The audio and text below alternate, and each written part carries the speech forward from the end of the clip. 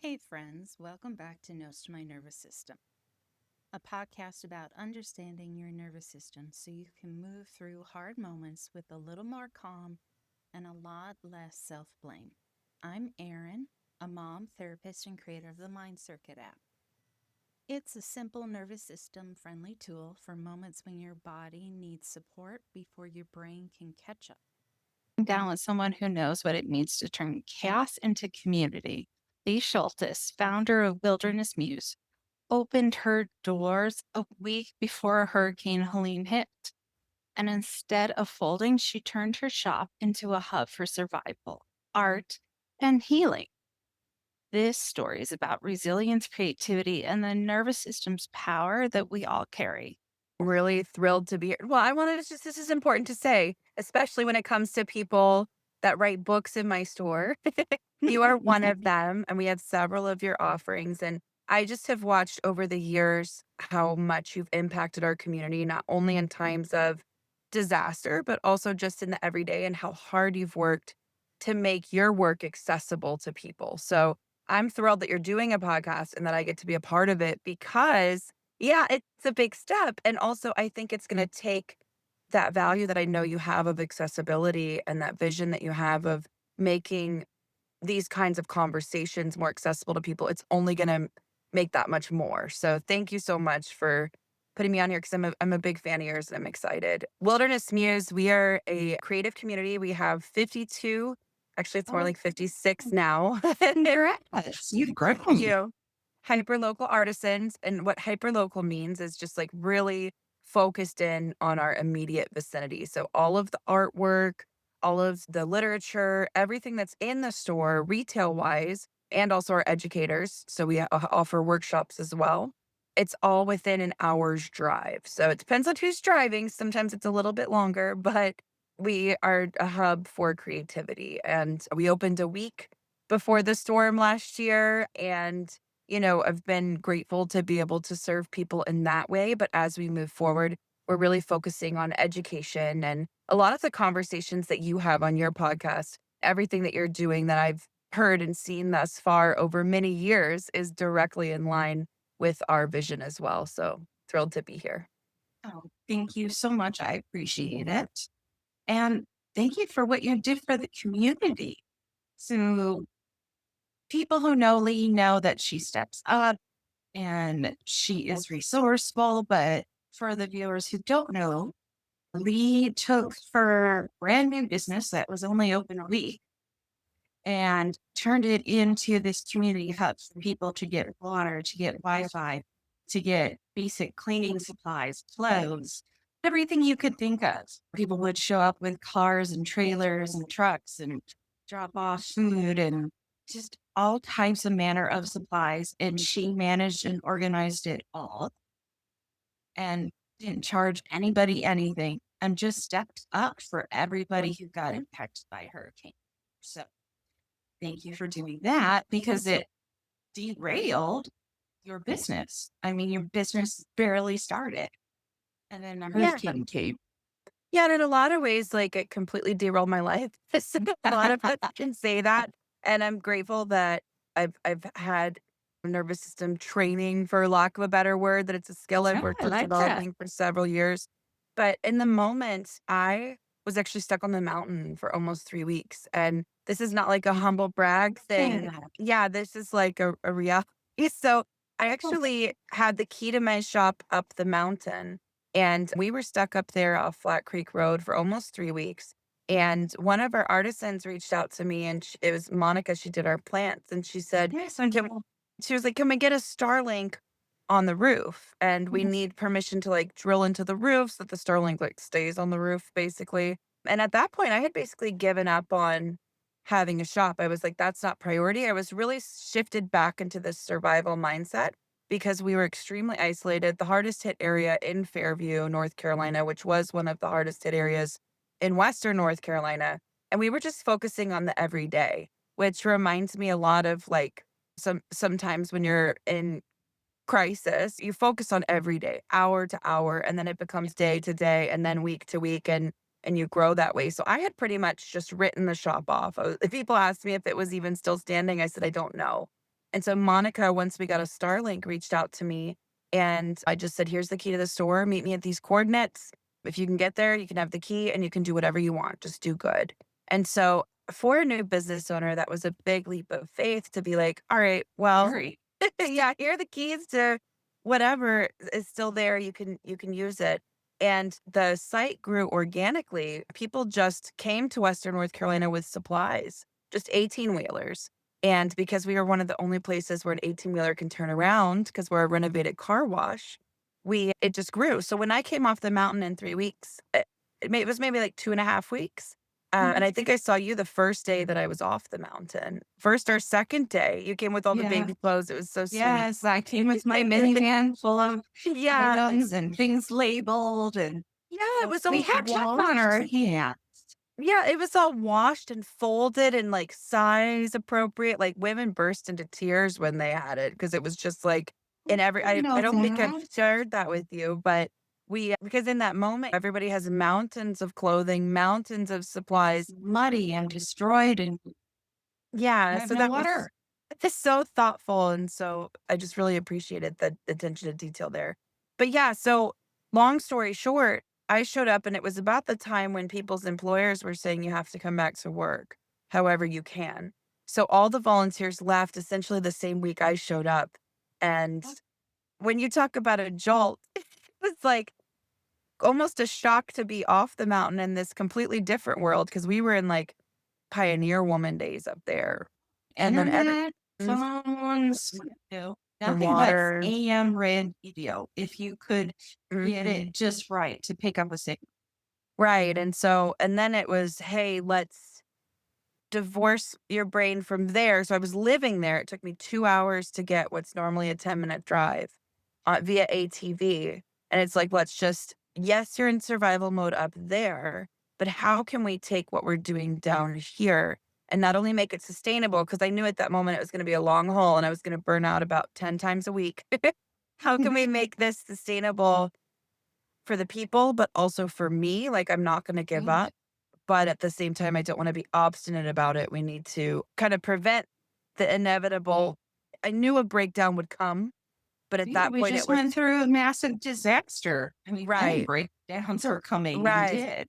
But at that point, how can we also still function while respecting what's happening? And so the shop had an original, the vision has stayed the same and the mission to really nurture people's creative selves and nurture the creatively curious and the actively creative. But then also in that moment, we kind of reshifted because people were deeply traumatized. Yet we had all this art, yet we had these supplies. So they wanted, like our volunteers who came across the country, we had 6 different pipelines. They wanted to help us in a really real way that they could is, hey, buy this piece of art, or hey, I have all these things in here. I'll still write a check. We'll figure out how to make this work. But how can we pay people who have pretty much lost everything on the planet? And so we rebranded, not necessarily rebranded, but then there was this interesting thing long term of then how do you come in and respect where people are at mentally, but also not like keep the sanctity of the space. Right. And so we are a place where time stands still. And so you can come in no matter what's happening in your life. And it just happened that way organically. And you can come in and just like be like, whoa, it's like you're getting a hug from the mountains. Cause 56 people in less than 1,000 square feet, that's a lot of art. That is, that's a lot of art and a lot of love. A Yeah. lot of time goes into all of it. I love when I Yeah. walk into your store. It's just kind of like an artist like greenhouse is the best way I can describe it. Mhm. Art. And I take it you plan on staying. Oh, yeah. I mean, Conversation a lot of us are having though. After a year, some of us have made progress enough to stay, and some of us haven't. I'd say today's a good day, so it's an oh yeah. Mhm. Last week when I was, like, scared to death talking to my fiancé, it was maybe a, "Do we go somewhere else?" We were Mhm.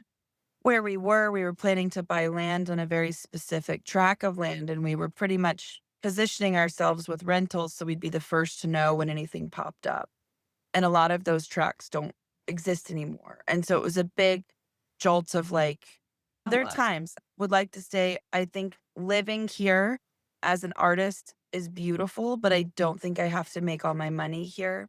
So the next year I'll be dedicating a lot to travel and seeing other markets and just kind of seeing how things go. But it's caused me to really think creatively and think healthfully of like, okay, I was very focused on this one track. And I think that's like you can transmit this into any area of your life when you get Yeah. really hyper focused on something And then you and miss then there's everything else. a jolt and you're like, wait a minute. Okay, how can I preserve what I love about this, but also pay my bills? Yeah. I love that Asheville area, Western North Carolina, but economically, with everything that happened with the hurricane, a lot of the community members are having to ask themselves those difficult questions. Mm. You really don't think about the impact that a natural disaster has 2 years, 3 years down the road. I mean, that doesn't make the news. And there was already housing there were housing issues, if not a crisis, before the storm. And so one of the things where we've really rethought is like, we can rent for now. And we were so dead set on buying. And it's like, why don't we just take a step back? Buying right now is kind of it's a little scary and it's not something I'm willing to really go down that path yet. So renting is healthy and just relooking at our mindset of like, that doesn't mean you failed at the goal that you had. It just means that life is rearranging itself and you're moving forward. So it's been a journey for sure, and a journey a lot of emotionally and with your nervous system, and it's daily coaching. And that's where I'm so excited about the work, especially your new book, Wired for Safety. Yeah. And you recently we took it up to a show we're doing in Connecticut. And with every book purchased, people, a Helene survivor is going to be receiving a book for that show. And so it's really cool. Like I'm excited to spread your work because I think whether or not people have gone through this specific disaster, it's really relatable and it's really Yeah. helpful. All of the systems that you teach and the techniques and the skills, because it really is a skill and it is okay. And it's normal, if not expected, for you to be daily, if not by the minute, being like, okay, how do I get back in my body? What acts of mindfulness, like what Yes. kind of things have I done for myself today? That's all really important. I couldn't have said it better. Just the impact it has to your nervous system when you go through any type of disaster, any type of huge change or shift, metaphorically, physically, whatever it is. I mean, just being a small business owner, I mean, you used to wake up every day and be like, oh God, why am I doing this? What am I doing? So just anything we can do to calm our nervous system and get out of our heads and into our bodies, we're just going to make healthier decisions for ourselves. Absolutely, and I love that you talk about being a small business owner because it's something that I've had to really coach myself through once you calm down the nervous system, being like, "Okay, is this a first year in business problem? Is this a Helene problem? Or is this a Mhm. problem at all? Like, can we just kinda, like, Right. let this one go?" And Is it so just a worry? Is this yeah, real, a fact, or and is then it if just it my is mind? real, is it real because of Helene? Is it real because of this? Where are the resources to go? Mhm. So, it does require a lot of work, and it can get for as complicated as it can feel, often it is quite simple, and just starting with that nervous system is really helpful, and so I love that.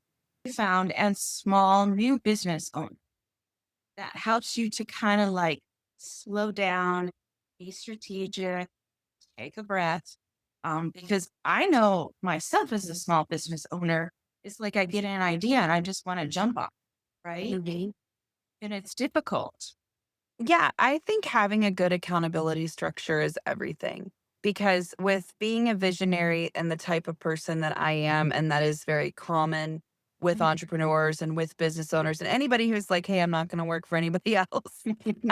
I tend to be extremely driven, and I'm somebody who will literally work myself to illness or, That's quote unquote to death. And I'm one of those people where I'll just go, go, go, go, go. I won't sleep. I'll just go down that hyperfixation train, which is wonderful, but also you need to set time aside for your body not to break down and for your brain to like go outside and touch grass. So yes, for yes. me, You got to watch that burnout. it's been an accountability partner, my fiance Gleb. has been his own boss for years. It's actually really funny because he's had his own business for over a decade. And then he dissolved his business at the same time that I envisioned mine.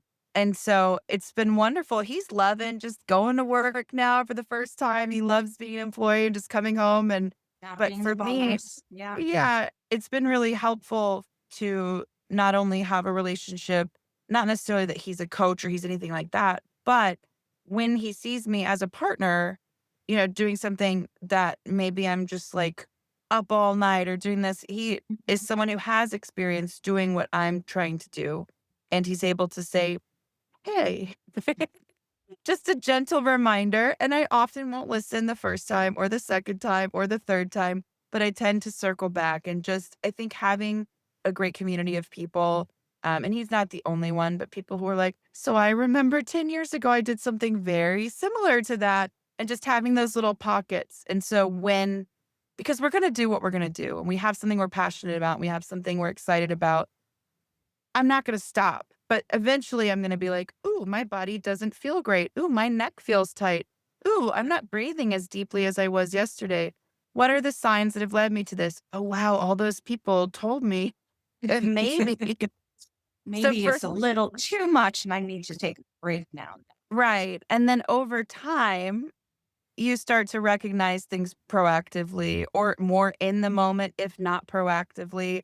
Sometimes when I'm talking about the nervous system with me, a very ambitious, like one of those people where I tend to just put my nervous system aside and go, go, go, go, go. Mhm. And that's been a habit of mine for my entire life that I'm working on undoing. It's very helpful for me just to be like, stop in the moment, be like, what would neutral look like? What would this look? That's a Okay, how good do we question. yeah, Neutral.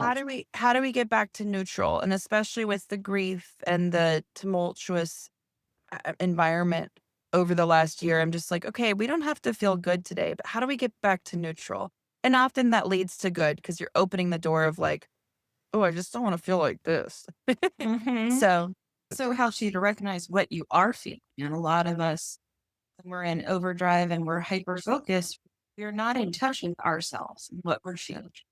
exactly. And so it's this also, I'm what, 3 or 4 years in on my journey of learning how is my body feeling today? Which seems Mhm. like it could be such a simple question, but often it's not, especially with the way society's designed and with upbringings of where I've seen a shift culturally where we're going from a performance perspective now into this age of vulnerability, especially with podcasting, with things like that, having these conversations that you wouldn't dare have. That's true. That's true. You do that. You have a podcast, Maker's Moment, right? I do, yep. So the Maker's Moment, season 1 focused on the women of Western North Carolina, and it's not gone, but with the hurricane, things have kind of Of been course. paused. But we have intentional conversations and we set aside time for exactly what you and I are doing now, which is just relating and saying, "What do you do when you're overwhelmed?" And me saying, "Girl, I don't know. Let's figure it out." Yeah, community really is everything for me, even though that can be hard for me to listen in the moment. Sometimes it's just getting the question, right? You Mhm. may not need the answer right away, but just being either aware of what the question is or being asked the question. And in a wholesome, like, loving way where you Yes. know that you trust those people are already in your circle and they have your best interest in mind. And then whenever I recognize the pattern in my body and I realize I've passed that threshold, I'm like, wait a minute, your brain is able to connect the dots of like, okay, you're feeling this way. You've been asked these certain questions, and your little toddler brain's like, "Hmm, I wonder what it could be." So, Mhm. and then just setting up routines and stuff, learning what I need for myself. I've learned, and there are times when you have to shift outside of your comfort zone as a young entrepreneur. I prefer a slow morning. I don't like to talk to anybody before 1 p.m. And not you, you don't count. This is fun. But I'm one of those people where the mornings are inspirational for me. They're creative. I like to set aside time for feeling, for doing yoga, or for really getting in my body and just not speaking.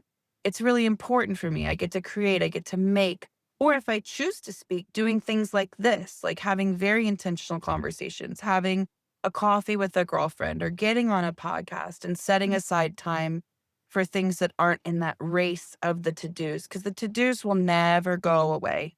You never Especially catch it. exactly, and just learning how to that this is a skill. When I worked for someone else, I never had this skill.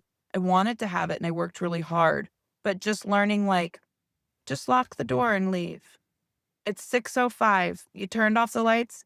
Get out of here. It's gonna be here tomorrow. So I think Mhm. just setting boundaries for myself in that way, but letting them arise organically and sometimes doing it through experience that maybe didn't feel great or experience that felt great. Like that time where you're like, forget this place. I'm getting out of here. And then you're like, wait a minute, that felt really good. I'm gonna do that again tomorrow. Mhm. And it's okay. Absolutely. Yeah. You can love and be passionate about what you're doing, but also recognize that you need moments away to recharge. Absolutely, and it's something that I had a friend, Amy Rose, I think she's a mutual friend, but she was on my podcast. She's 6 times she's been voted the best hairstylist in Asheville. I Very know. successful. She's, very successful and also has done a lot of work, and on my podcast, there was an episode that she was there for, and she talked about how some days, she'll just text her clients and be like, "I need to take time for myself." And it's not an everyday thing or it's not even an every month thing, but she said, when I'm in those moments where I know I can't be there for that person, maybe like I'm operating on a 4 and I can't just be like, "Hey, I'm on a 4," because you can just tell people. I'll do that in the store. I'll be like, "Hey, man, I'm at like a 4 today. So the fact that you're so impacted, that's awesome. I'll be at a 10 or an 8 or something probably in the next couple days, but today I'm so drained." But she will just have those conversations with her clients and she'll say, "Hey, I can't operate for you today. I need to take a day. Let's reschedule." And as someone who's fully booked, she is like 365 days a year, fully booked. That's a hard decision, but learning that from her really taught me. And there have been a couple times where I'm like, "Hey guys, like I can't be there today." And especially if you're a solopreneur, you That's need to show scary. yourself grace. And it does come back and it comes back in dividends. And I'm living proof if we can survive in the first year of us where Hurricane Helene hit a weekend, you can take a day off and it's not going to break your business. And if it does, then maybe that's a conversation you need to have with yourself about your business. That's very valid because you Yeah. should be able to take a day off and not have things fall apart. And building your business around your life, not building your life around your business is something I aspire to do. I'm not there yet by any means, Me but neither, but I'm working on it. it's a North Star and it's something that I'm excited to achieve or get there, even for one sliver of one day. Hey, I'm home now. Let's Right. keep this a sacred space. I don't work at home. And if that means the emails aren't Yeah. sent, then they aren't sent. And it's tricky because it means you have to be ready to go, especially as a solopreneur, especially I have 56 artisans that I talk to on top of all the customers. So that's 56 subcontractors and it's a learning experience. But if I break down, then I can't serve anybody and then No, nobody you gets can't. paid. Yeah. Yeah. Oh, and then everything falls apart. So I think having that boundary and unplugging is Mhm. really important, but it's so hard to do. Oh, yeah. It took me a full year plus 3 years of very consistent, like, quitting multiple jobs and not knowing really why I was so miserable, but being able Mhm. to pinpoint of, like, "Okay, I don't want that. I don't want that. Where were those similar? Where were they?" I mean, it takes a lot Mhm. of and then you can nitpick things to death, but at the end of Oh, the of day, course. chase a feeling or just realize that this feeling works, this feeling doesn't work because your body and your brain, like, feelings for me, my gut has never led me astray, and learning how to trust that when so many times the world can tell you that your feelings aren't valid, that your feelings aren't telling you a message. But for me, trusting those more has led me to more and more success. Oh, thank you so much. That is powerful. I appreciate you. Yeah. Well, It's thanks not for letting easy. If they want to find you, follow you, how do they do? Yeah, so right now, just www.wildernessmuse.com. That would be the best way. You can fill out a contact form if you want to have a conversation or just stop by the store. The Maker's Moment podcast, I'll be sharing both of our episodes on there, which I'm excited about. And just get in touch. Yeah. Awesome. Thank you so much, Lee. And thank you for being a very active, helpful community member in Western North Carolina. Erin, I'm so thrilled to see how this podcast goes and to see that you're just on the brink of something really cool. And I know you've had several episodes already, but I know that you're going to gain a lot of momentum and I can't wait to see where this heads. Well, thank you. I appreciate that. Thank you for listening and joining Notes to My Nervous System. If this spoke to you, please leave a review and subscribe. Unless you're giving me a negative review, then keep that to yourself. If listening stirred anything and you don't want to sit in it, Mind Circuit is a regulation app designed for moments just like this. It's not therapy. It's just a short guided reset you can use before sleep, after stress, or when your thoughts just won't slow down. But in the meantime, if it feels okay, let's do a quick little reset. Take a deep breath and let your eyes gently track left, right, left, right. You don't need to change your breath. Just let it happen. If your mind wandered, that's fine. If it didn't, that's fine too. You're just going to pause here and take one slow, deep breath in and out. And again, let your eyes gently track left to right, back and forth. Left, right, left, right. And now you can come back to whatever's next in your life. And as always, please be kind to your own wiring.